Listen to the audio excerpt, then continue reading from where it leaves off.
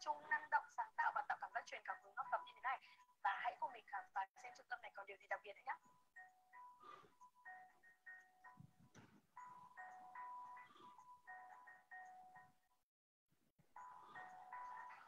Mình vừa mới được tư vấn bởi các nhân viên tư vấn ở đây, và có một điều mà mình cảm thấy rất là thoải mái, đấy là các chị rất là nhiệt tình, nhẹ nhàng và dễ thương. Và bây giờ chắc là mình sẽ về tìm hiểu thêm để lựa chọn một khóa học phù hợp dành cho mình tại trung tâm này.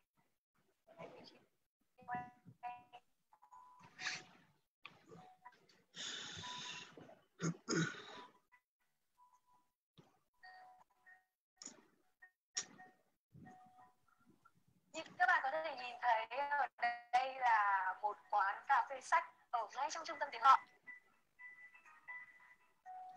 Và thật rất là thú vị nếu như mà sau tiết học hoặc là trước giờ học mình đến đây sớm một chút, sau đấy thì chọn một góc thật là đẹp, ngồi gọi một ly cà phê, có một quyển sách tiếng Anh thật hay.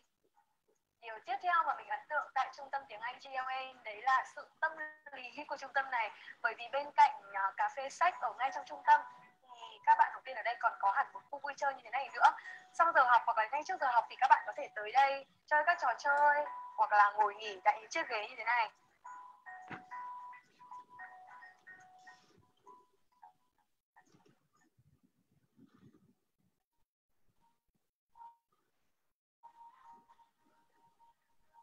Hành lang này cũng có một điều rất đặc biệt, đó là ở trên tường hành lang thì có treo những bảng thành tích rất là đáng nể của các bạn học viên đã từng học tập tại trung tâm GLN.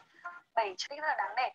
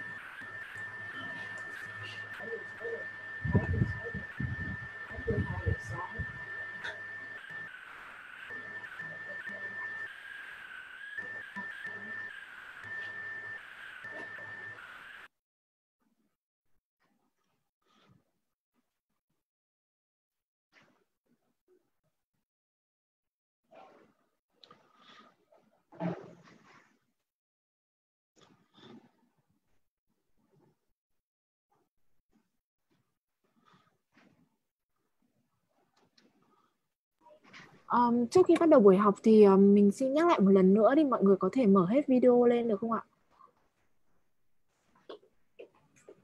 Để thầy giáo có thể tương tác dễ với cả mọi người ạ.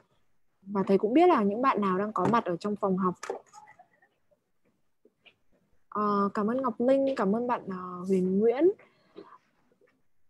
Asus, Nguyễn Niên. An ơi, bạn có thể mở video lên được không ạ? Bạn Hồng, bạn Quyên Đỗ đã mở rồi ạ.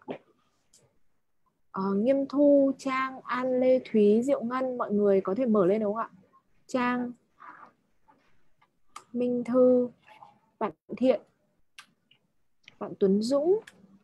Chúng ta mở video lên để thầy giáo có thể dễ dàng tương tác với mọi người hơn và buổi học cũng diễn ra được chất lượng và suôn sẻ hơn ạ.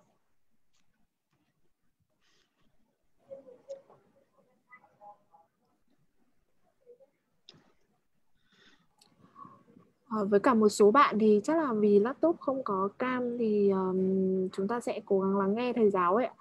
Còn những bạn nào mà có thể mở video lên thì mọi người lưu ý là mở video lên giúp mình, giúp GLN nhé. Thì thầy giáo có thể dễ dàng tương tác hơn. Thì chắc là bây giờ chúng ta sẽ chuẩn bị bắt đầu vào buổi học cùng với cả thầy Terry đấy ạ.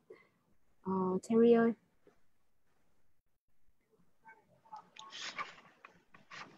We can start now. Okay, we'll start. Let's get ready.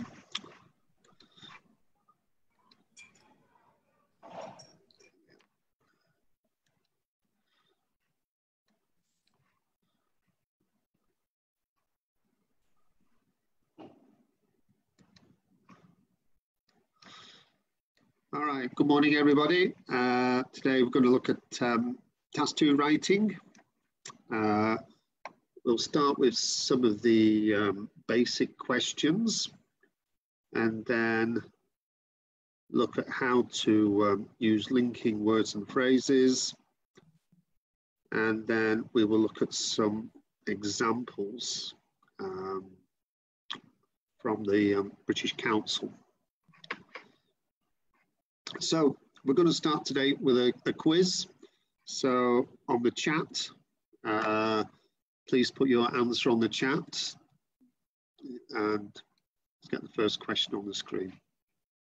All right, first question. How many words does a candidate have to write for a task to answer? How many words? Just write your answer on the chat.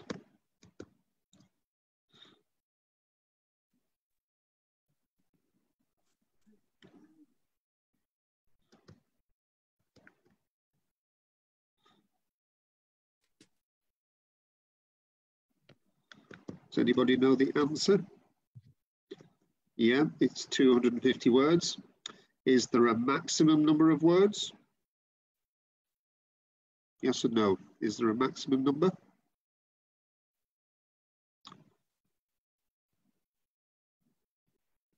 Is it a good idea to write 350 words?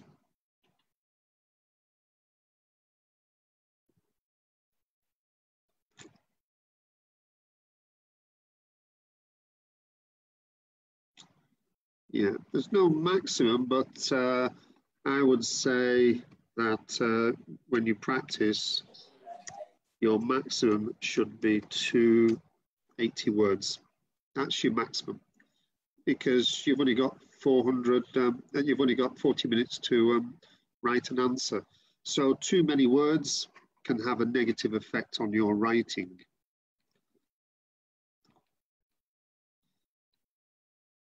So there's the answer on the screen. Next question. How many paragraphs should you write for a task 2 essay? How many paragraphs? So we've got 3 and 4, 3 and 4. Actually, for task 2, it's 4 or 5, depending on the type of essay. Some essays must be only 4 paragraphs. Others, you can change your style of writing to 5 paragraphs instead. And again, we'll have a little look at that as to why you might write 5 paragraphs instead of 4.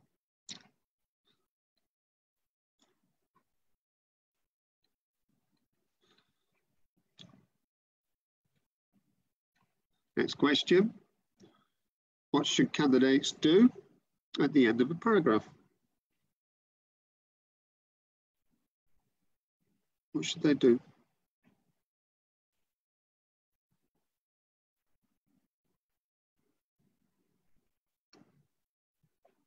Anybody know?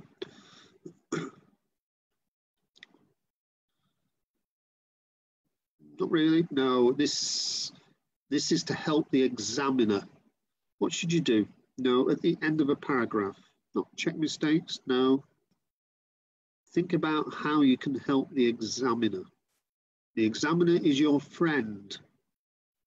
What can you do? No? Answer?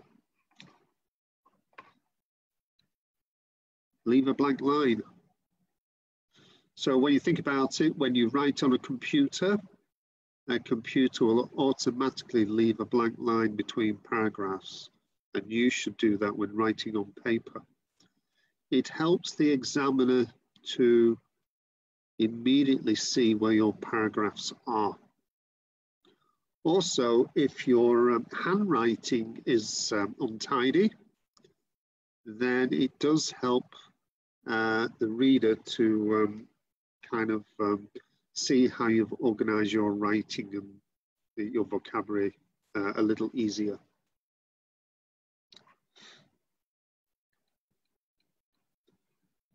Next question. Find it.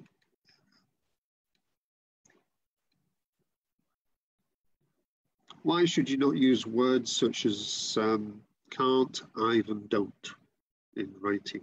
Why should you not use words? like those. What's the problem using them?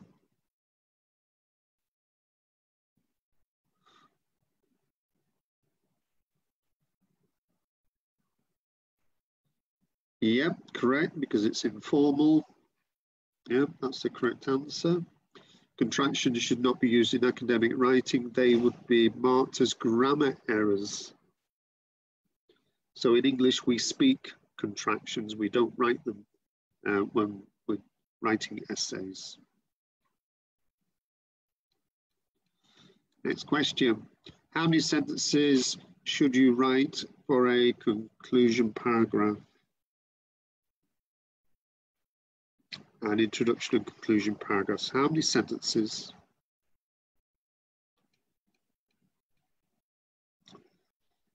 So answer, 2 sentences are normal. Sometimes you can write 3, but you need to remember that the examiner's not really too interested in your introduction. The examiner is more interested in the body paragraphs and your conclusion. So writing a long introduction is a bad idea. 2 sentences is enough. So basically you would have the topic sentence, and the second sentence would be your opinion and maybe in addition what you are going to write in the essay.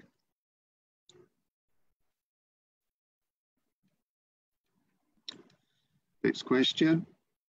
Why is it a bad idea to write too many long sentences? Why is that a bad idea?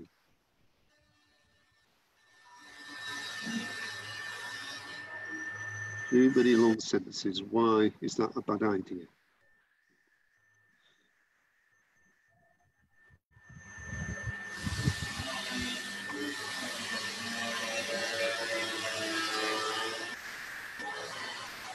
Yeah, it's correct. So it's called, we put the answer on.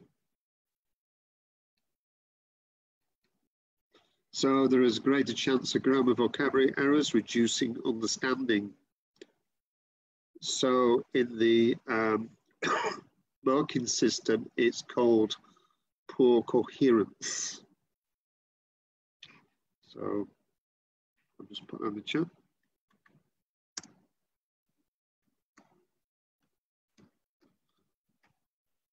Poor coherence means the reader finds it difficult to understand.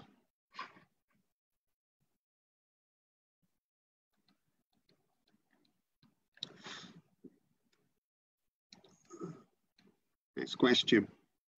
What happens if the examiner cannot read your writing? What will happen?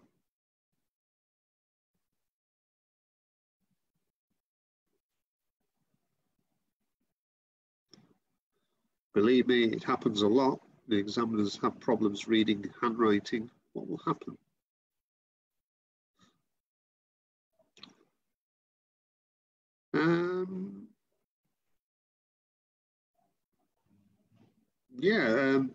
Hugh and Cap, you're nearly right there. How can the examiner mark you if the examiner can't read your writing? So the answer, the words will be crossed out and you will lose marks.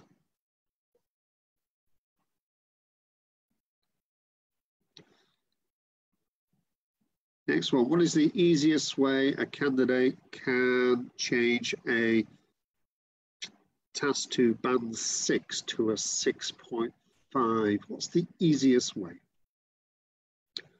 So you've written an essay, nice essay, you got a band 6. How can you improve that quite easily to a 6.5? What can you do? Well, your grammar is marked band 6, so your grammar can be understood, although there are errors. What else could you do? Again, your vocabulary is okay. It can be understood.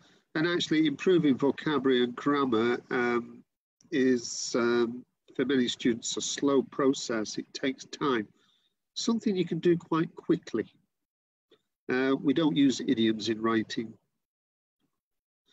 Collocations again refers to coherence. No, something else. You need to focus on the task response area by giving comparative answers between Vietnam and another country. Easiest way to improve your band score. So an IELTS writing question will never actually say anything about Vietnam or another country, never, because it's an international test. And what a lot of students do, they just simply write about their experience in Vietnam. But if you can compare your experience in Vietnam with another country, maybe America, Australia, or somewhere in Europe, then that will give a more balanced answer to the question. And you will get more marks for doing that. Let's move to the next question. To get a band 7 for vocabulary, how many errors are allowed? How many errors to get a band 7 for vocabulary?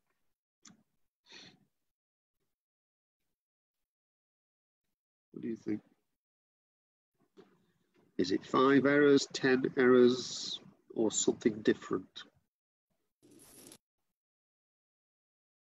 How many errors are allowed?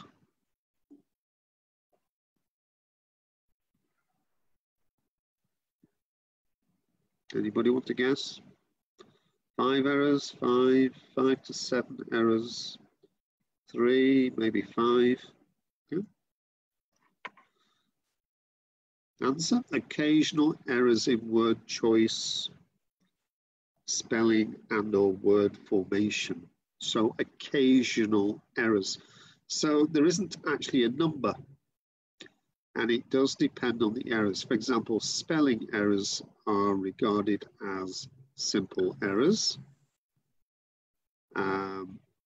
Inappropriate vocabulary, again, is regarded as a simple error. But trying to use good vocabulary and making a minor mistake is quite acceptable for band 7. So it depends on the type of error. All right, let's move to another part of the presentation today. So we're going to look at linking words and phrases. Okay. So at school,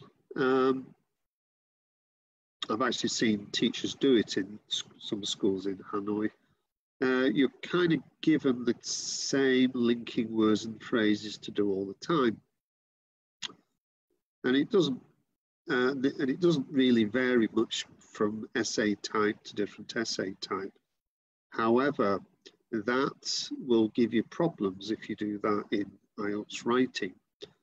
There are actually 8 different types of IELTS essays, 8 essay types, and the linking words phrases quite often change depending on the type of essay. So it's a bit difficult to do this online, but let's have a look at, this is something I would do in the classroom. So the ones on the left, A to N, are the kind of linking phrases maybe you would be told to use at school. What I want you to try and do is link A to N to 1 to 14.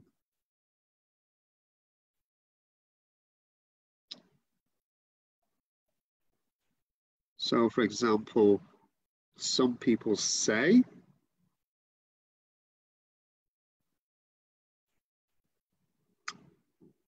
how can you match that? So somebody's got A to 5, yeah, the general view has been that. B to 10, as far as I'm concerned, yeah, they're correct. C to 13 nowadays, so in today's world, yeah, correct. Any others you think you can match?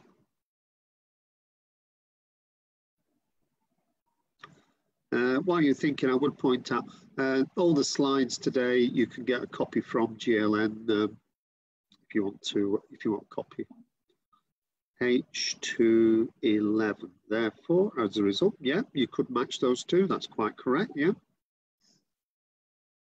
E to 3 on the one hand to nevertheless, in spite of this, no, E to 3 is not correct. J to 6, for example. Yeah, one example is, yeah, that's correct. N to 12, yeah, firstly to first of all. D to 9, besides, matches, there also, yeah. K to 14, especially, matches in particular, yeah, you could possibly do that. I to 4, because, as a result, yeah, because of, you could do that, correct, yeah. F to 3, yeah, F you can match to 3, that's correct. L to 1, in addition, furthermore, in addition, yes, you can do that. Some of these I would point out you can use more than once. All right, let's have a look at the answers, then I'll explain it a bit further. J to 6, J, yes, you can do J to 6, yeah, it's quite possible. Here we are, and here's the answers.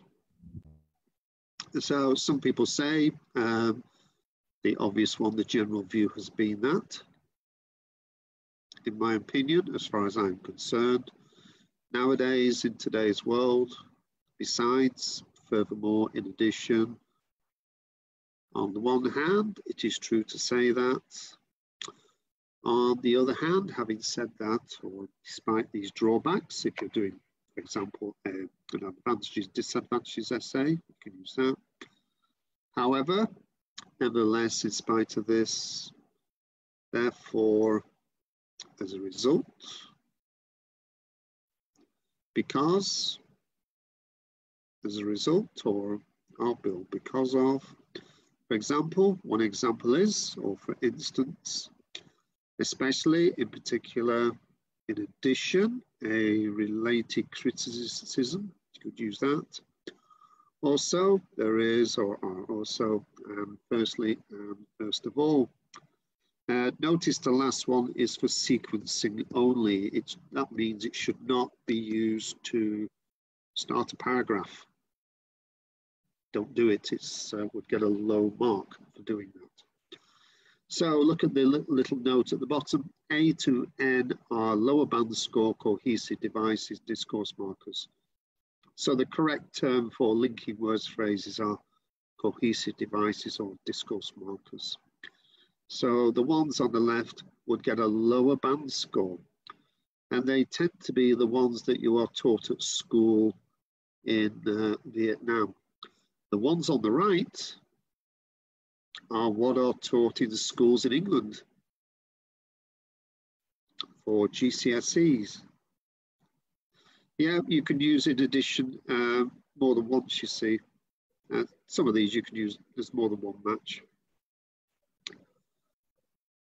So the ones on the right are used in England by teenagers for their GCSE English classes. And you would get a much higher band score by understanding how to use the ones on the right.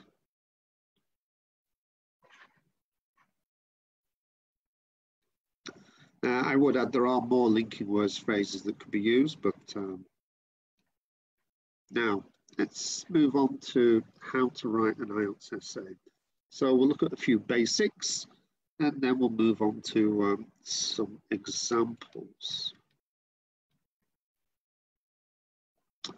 So how to write an IELTS essay. In this introduction lesson, you will find some guidance on how you should write an IELTS essay.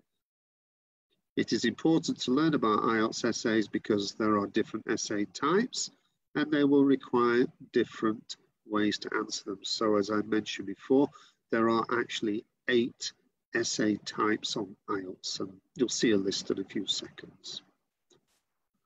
However, you will see from the guidance on this page, they can all follow the same basic structure.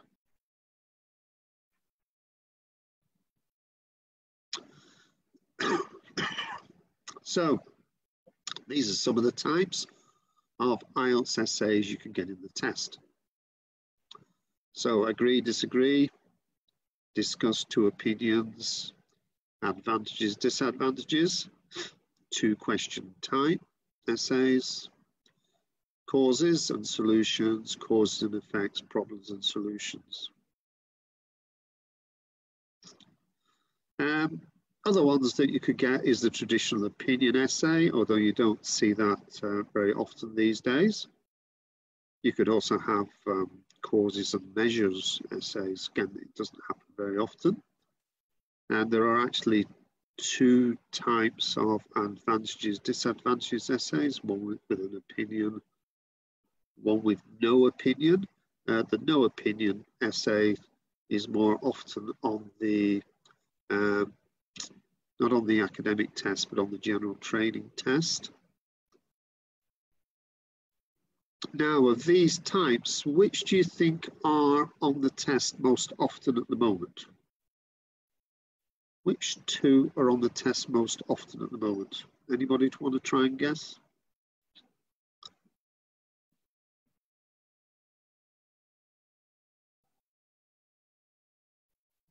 Anybody know?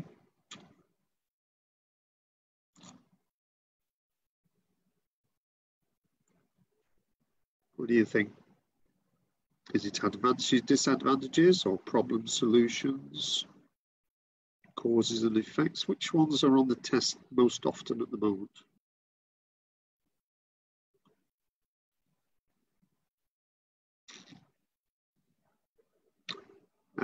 Yes, discuss two opinions and discuss or discuss two views is on the test a lot at the moment. And the other one is agree, disagree. You don't get as many advantages, disadvantages questions these days, or problem solutions, causes and effect questions. They don't seem to be on the test as much. As I said before, traditional opinion essays are not on the test as much.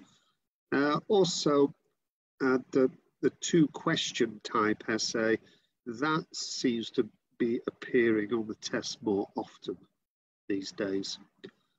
But the first two, agree, disagree, discuss two opinions or discuss two views, are definitely the two most often on the test at the moment. And in some ways, they are more difficult than the other question types. Now, what does it say underneath here? So let's have a quick look. So not every essay will fit one of these patterns, but many do. You may get some of these tasks mixed up. For example, you could ask to be given your opinion on an issue and then discuss the advantages or disadvantages of it. The golden rule is to always read the question very carefully to see exactly what you are being asked to do. And that's really good advice. Now, the other day, I was marking some mock tests, and several of the students didn't understand the essay type, and they wrote a different type of essay to the actual what the question was asking, and that severely reduced their band score. So you've got to be very careful about what type of essay you are going to write about. So how do I write an IELTS essay? Well, in order to do this, let us first look at a sample question. So you should spend about 40 minutes on this task and write about the following topic. And 40 minutes is really important.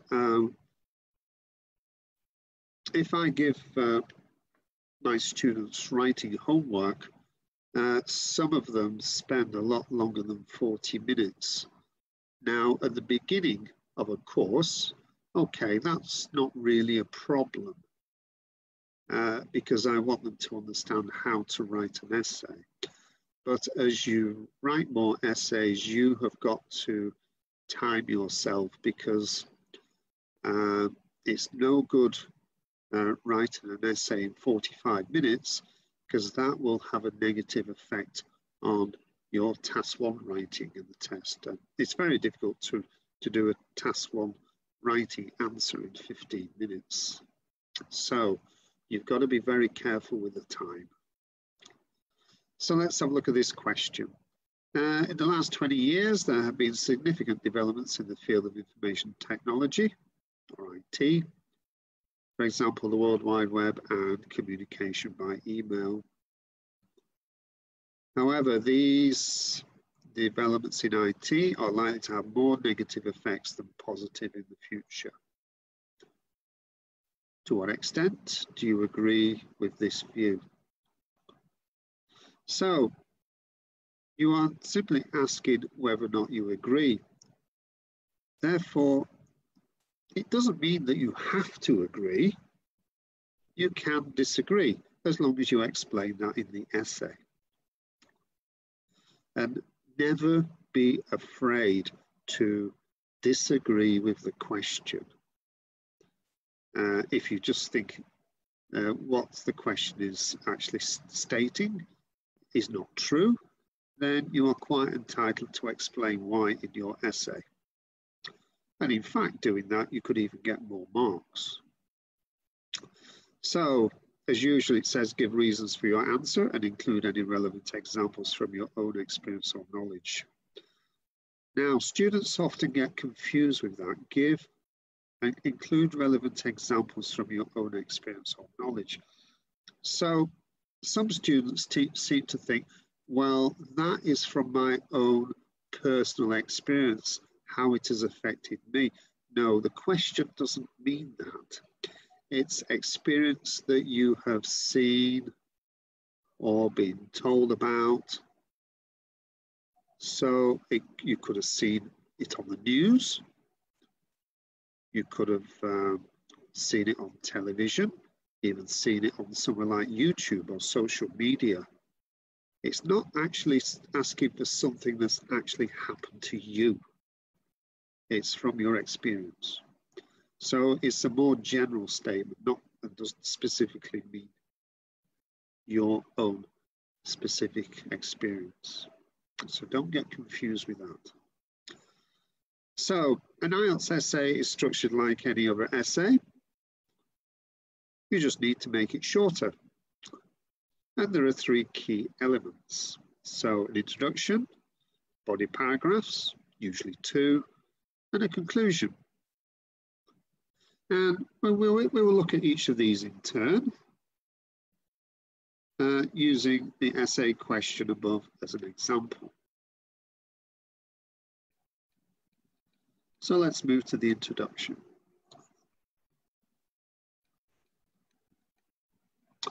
So you should keep your introduction for the IELTS essay short.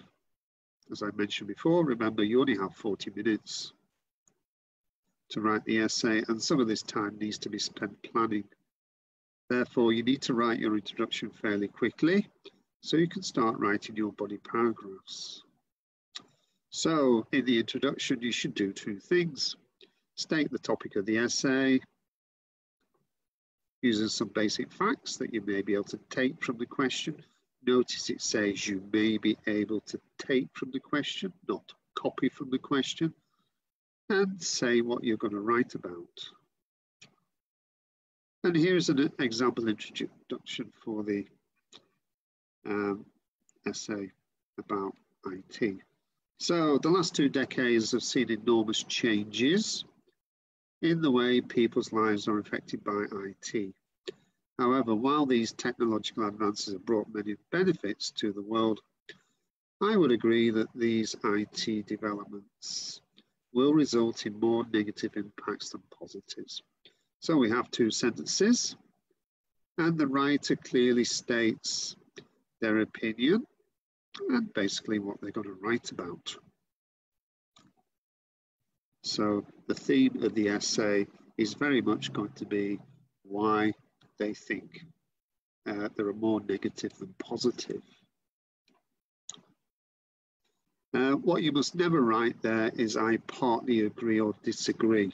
You never do that. you must always take one side. Either there's more positive or there's more negative. If you think it's very similar, just say I believe there's slightly more positive than negative. But never say you partly agree, because then you're not having a clear point of view. So, as you can see, the first sentence makes sure it refers to the topic, IT, and uses facts about IT taken from the question. Note that these are paraphrased. You should not copy from the question. And the second part clearly sets out what the essay will be about and confirms the opinion. Some questions may not ask for your opinion, but this one does. For example, a problem solution essay doesn't always ask you for an opinion.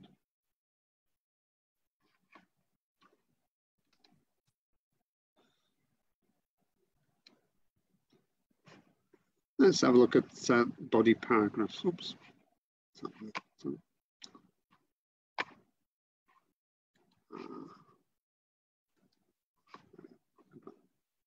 Have a look at body paragraphs. So, for an IELTS essay, you should have 2 or 3 body paragraphs, no more and no less. I have seen essays with 4 body paragraphs when I was at the British Council, but these were like band 8 and band 9 essays. So for most students, 2 or 3 body paragraphs is the requirement. For your body paragraph, each paragraph should contain 1 controlling idea and have sentences to support this. So let us look at the first paragraph of the essay about IT.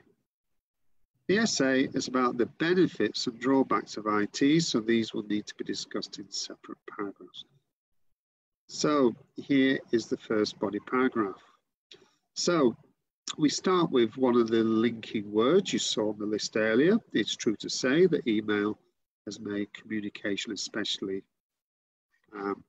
abroad, much simpler and faster, resulting in numerous benefits for commerce and business.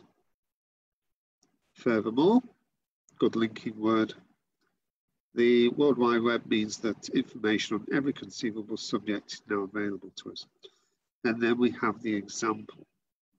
So, for example, people can access news, medical advice online, education courses, and much more via the internet. And then a final statement. It is evident that these improvements have made life far easier and more convenient for large numbers of people, and will continue to do so for decades to come. So this paragraph has got 4 sentences, and a paragraph should have a maximum of 5 sentences, and a good writer should be able to write a paragraph in 4 sentences. Why would be 5 sentences? Well, if your writing's a bit weaker, sometimes it might be better to include a second example. But good writers, only 1 example.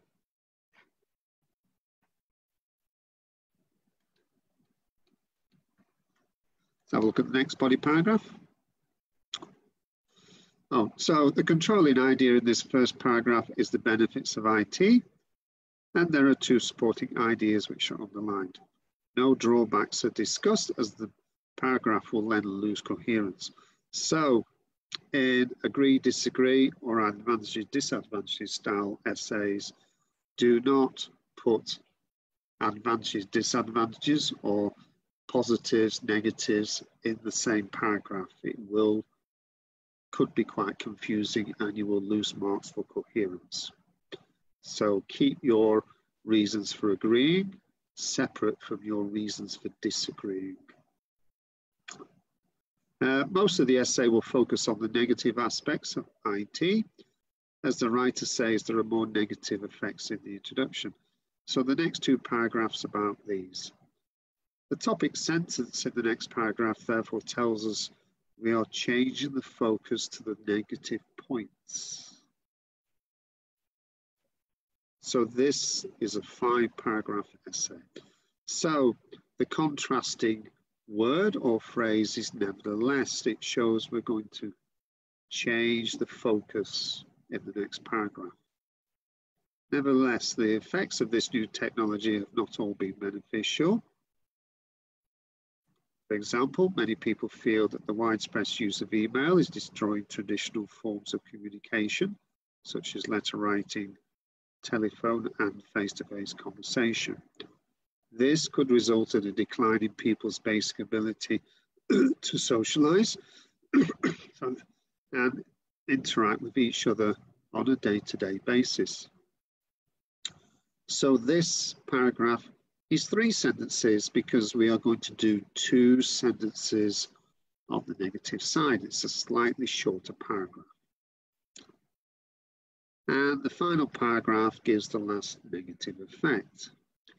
The large size of the World Wide Web has additionally meant that it is nearly impossible to regulate and control. This has led to many concerns regarding children accessing unsuitable websites and viruses. Unfortunately, this kind of problem may even get worse in the future, at least until more regulated systems are set up. So again, 3 sentences because we're doing 2 negative paragraphs.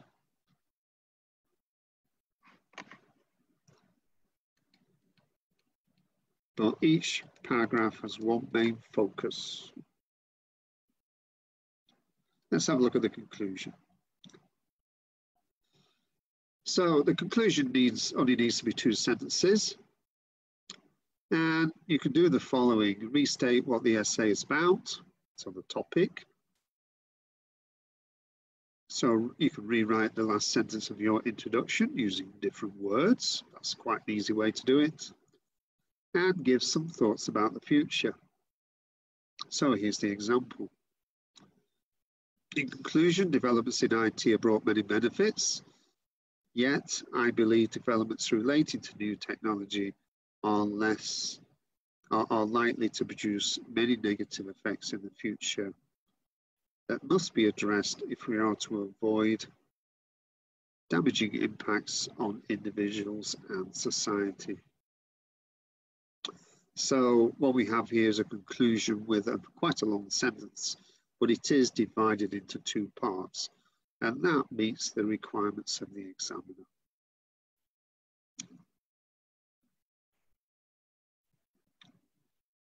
And the writer's viewpoint is very clear there to see and understand.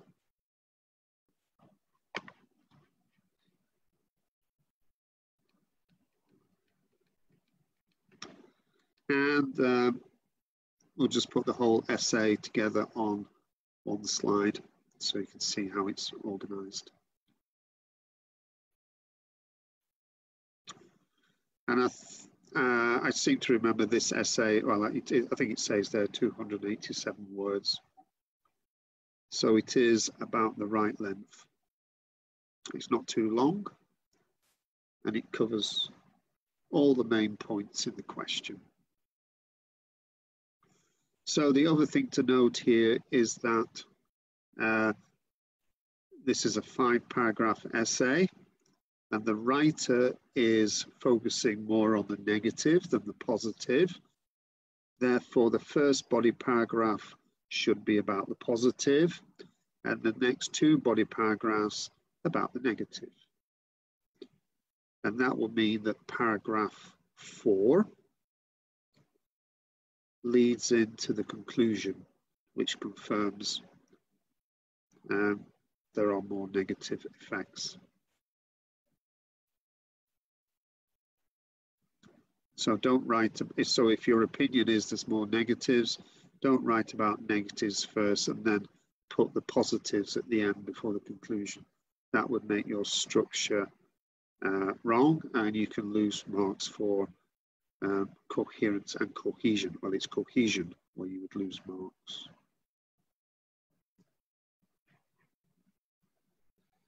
And if we bring up the examiner's comments about this, So I don't know who the examiner was, but this was an examiner at the British Council making comments about this essay.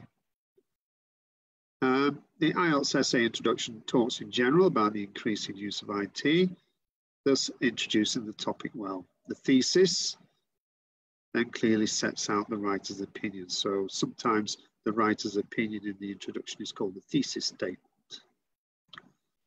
The following paragraph mentions the present benefits of these developments, but the opening sentence in the third paragraph is a qualifying statement. Nevertheless, not all the effects. So the writer can now focus on the negative elements. The fourth paragraph provides two other negative examples: lack of regulation of viruses, and both paragraphs suggest that these problems will continue in the future. The essay concludes with a clear opinion that agrees with the statement. Overall, it is a well-balanced text that mentions the present situation.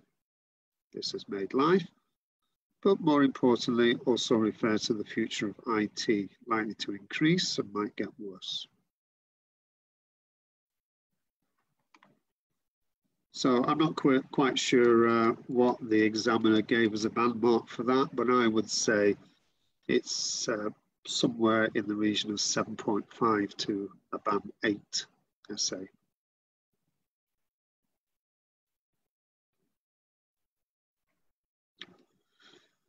Let's have a look at something else. So this slide's called Worries About Not Knowing Enough about the IELTS essay topics. So students often say to me, I don't really know much about this topic. Can you help me? Let's have a look at this question. I'm due to take my IELTS test in a few weeks, and I'm really worried about writing task 2. I'm worried I won't know enough about the subject they are asking me to write about.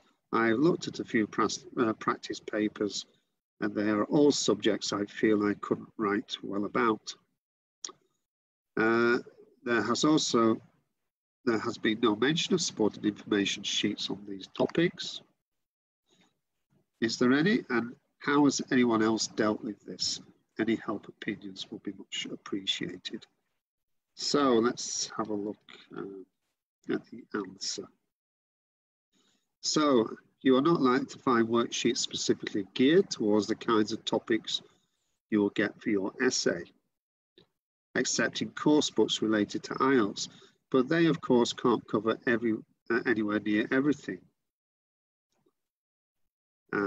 So to give you an example, I understand that on the IELTS test for task 2 writing, there are about 200 different essay questions available for the test, about 200. And it's very difficult to have a lot of knowledge about every topic. So IELTS tends to pick the kind of issues that are topical around the world today, or things that always rise as issues. So they do actually tend to set essay questions about things that are in the news. So if we take the example of education, you might get things like, why do young people feel negative about learning? Who should pay for education? Should girls and boys learn together? Called co-education. Should homeschooling be allowed? All these kind of things are topics that are discussed by people, the government, newspapers and so on, now and again in most countries.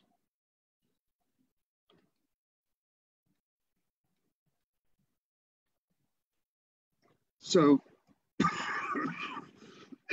sorry, just want to have a drink. So, as part of IELTS, it is useful if you have a basic knowledge of the kind of issues that are going on around the world.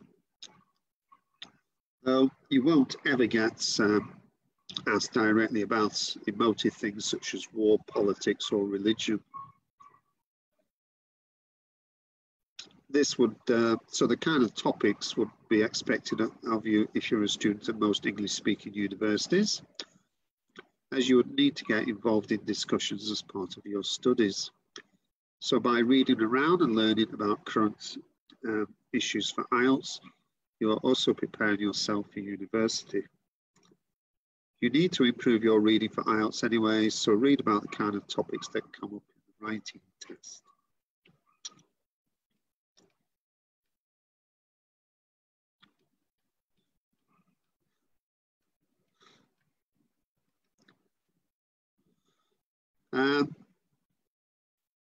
But that said, you're certainly not expected to be some kind of expert. Remember, you're getting graded on your grammar, lexis, or vocabulary, coherence, and cohesion. You are also getting graded on task achievement. So task achievement is about how you answer the question. So you are expected to brainstorm ideas that answer the question and to explain them. But the idea is up to you. It must be related to the question and be coherent. But the examiner can't mark you down because you don't think it is clever enough. So the examiner's not really too interested in your opinion. The examiner wants to know what your ideas are. So don't get stressed about being an expert on all the different topics or waste time in the exam trying to come up with a perfect idea. As you don't have much time, what is more important is being able to quickly brainstorm some ideas and some support for them. So using examples rather than those ideas being amazing. Yes, as I said before, if you want a copy of all these slides, then ask GLN for them and you can have a copy. It's not a problem. We always make these slides available to everybody. To finish off, of course, if you do know about the topic, you are lucky, but some people who do know about the topic may not do well if they misunderstand the question or don't organise their ideas well. So knowing about the topic is no guarantee of a good score. Practice in writing is more important. So to sum up, read around the kind of topics that come up as that will help your reading anyway. Practice answering essay questions and you'll improve your skills at coming up with ideas even if you don't know much about the topic. The important thing is about how you present your ideas, not that you are showing you are an amazing expert on this subject. So don't get stressed out thinking that you're going to get a really difficult topic to answer. Good.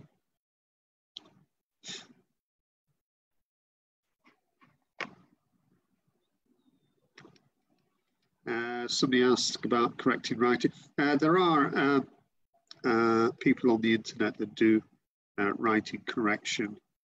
Just do a search on Google.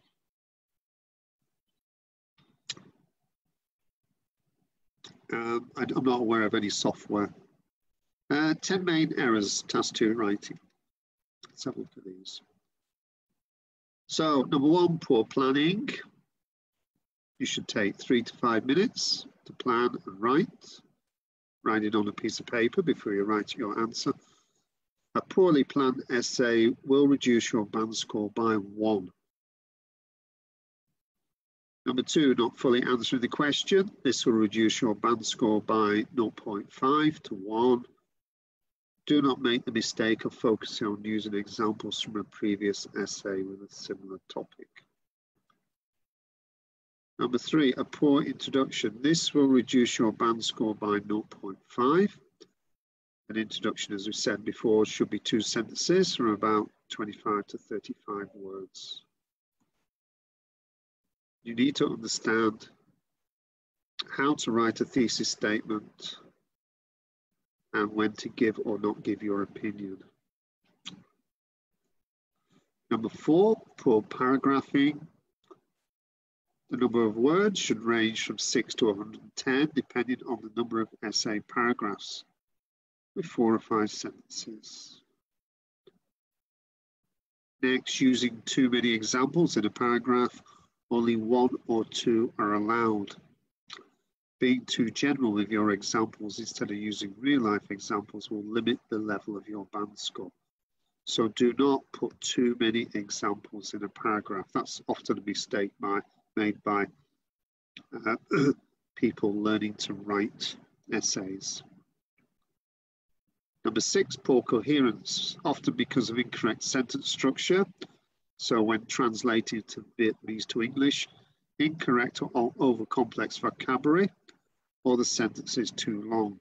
All of these can reduce your band score by 0.5 to 1.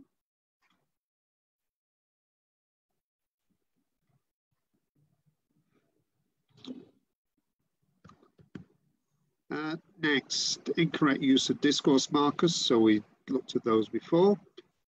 These are used to link together paragraphs and examples. Using a low level or the wrong linker will reduce your band score by 0.5 to 1. The examiners are very strict with their marking of use of linkers. Poor punctuation, especially when writing longer sentences. In a paragraph, you need to demonstrate the ability to correctly write at least one long sentence with the correct linking word and phrase and the correct punctuation. Not checking your essay. A lot of students, I see this in class, they have to be reminded to check their essay, and when doing it, focus on grammar and vocabulary errors.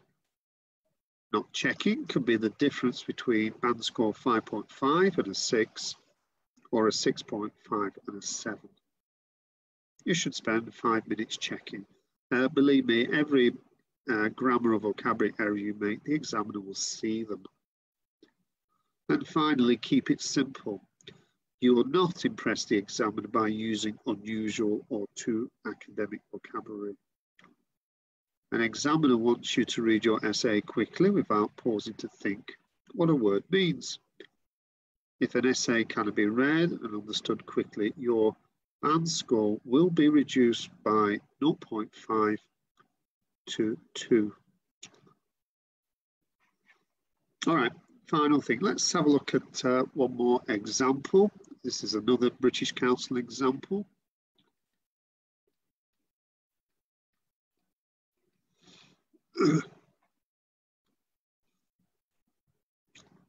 And on agree, disagree, these are the different question types you'll get, 4 different question types on agree, disagree.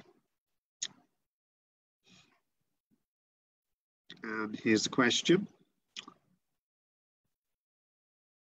So some people believe that unpaid community service should be a compulsory part of high school programs. For example, working for a charity, improving the neighbourhood, or teaching sports to younger children. To what extent do you agree or disagree? So in this example, here is the structure.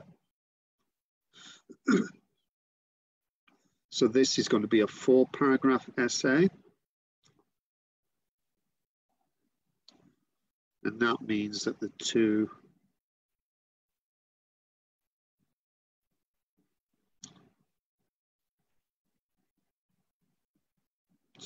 main paragraphs could have 3 or 4 sentences, depending if you have 1 or 2 examples.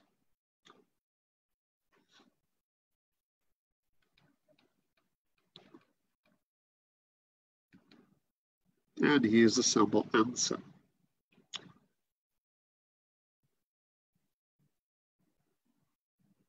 So this one focuses very much on the positive, which you can do with an agree-disagree essay if the question simply focuses on why you would agree.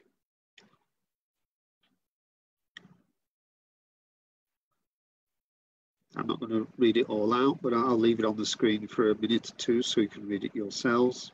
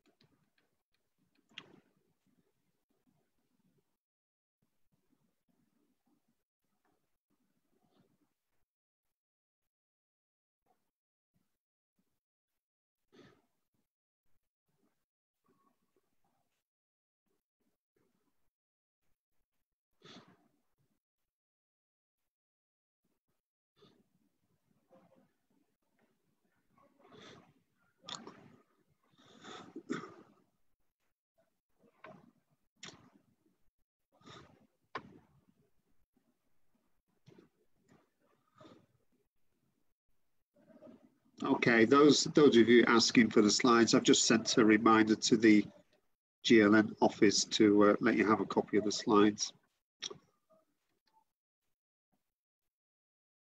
And then at the end, note this essay type can also be structured with one agree and one disagree paragraph, or even, as we saw earlier, 5-paragraph essay, depending on the question. So the final slide. To finish. So when answering a question which requires your opinion, like to what extent do you agree? Is it correct to look at both sides? Like to a greater extent I agree, but to a lesser extent I disagree.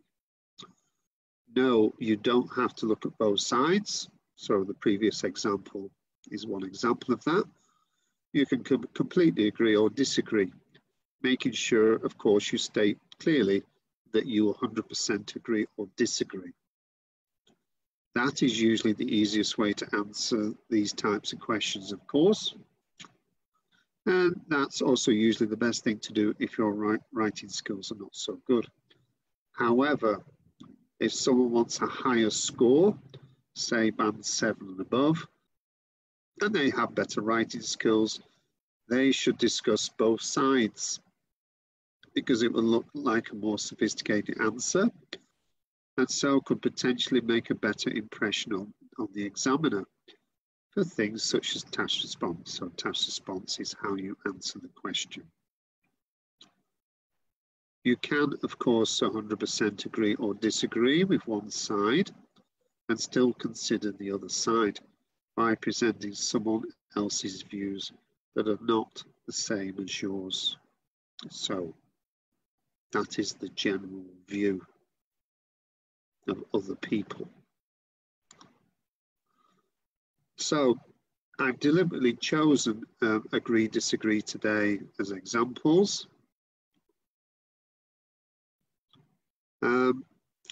Because in some ways, agree, disagree essays are slightly more complicated because there is not one set way of answering the question. So therefore, I've deliberately given you 2 different ways to answer an agree, disagree question today. Now, how you approach answering an agree, disagree essay question, firstly, does depend on the question, and secondly, depends on how confident you are in either simply agreeing or disagreeing or writing about both sides of the question. And really, only with practice will you develop the skills to be flexible in answering agree, disagree questions in different ways. So, I hope today has been useful. All the examples you've had today are from the British Council. And I do think the British Council's examples are some of the best available. If you have any additional questions, then I'm quite happy to answer them. If you can't think of any now, then just email the GLN office and either myself or somebody will reply to your question. next week, we are going to look at part 3 speaking, and I will be looking at examples of actual questions which are on the test at present and are likely to continue on the test until the end of December this year. So to end today's workshop, I hope you found it useful. And if you want help with part 3 speaking, then I look forward to you logging on next week and looking at the examples I give you. So have a good time for the rest of the day, and thank you for attending the workshop. Goodbye. Thank you, Terry. Vậy là buổi học của chúng ta, buổi học thứ 2 trong chuỗi khóa học trực tuyến IELTS thì đã kết thúc. Thì hy vọng là với những chia sẻ của thầy Terry thì mọi người cũng có những cái kiến thức và cũng thu thập được những cái tips IELTS về writing cho riêng mình. Vào cái buổi học tiếp theo vào thứ 7 tuần tới là ngày 18 tháng 7 thì chủ đề của chúng ta sẽ học về Speaking Part II. Thì hẹn gặp lại mọi người vào buổi học ngày hôm đó nhé. Thời gian cũng sẽ bắt đầu từ 10 đến 11 giờ. Thì bọn mình cũng đã gửi link cho mọi người để nhận slide của bài giảng ngày hôm nay, thì mọi người vui lòng điền vào link đấy giúp mình. Thì GLN chỉ tổng hợp ở trong link đấy thôi. Tất cả mọi người đã nhận được hết link chưa ạ? Mọi người đều truy cập hết rồi đúng không ạ? Thì mọi người vui lòng điền vào link đó thì GLN sẽ tổng hợp và gửi qua email cho mọi người. Thank you, Terry. See you next week. Bye.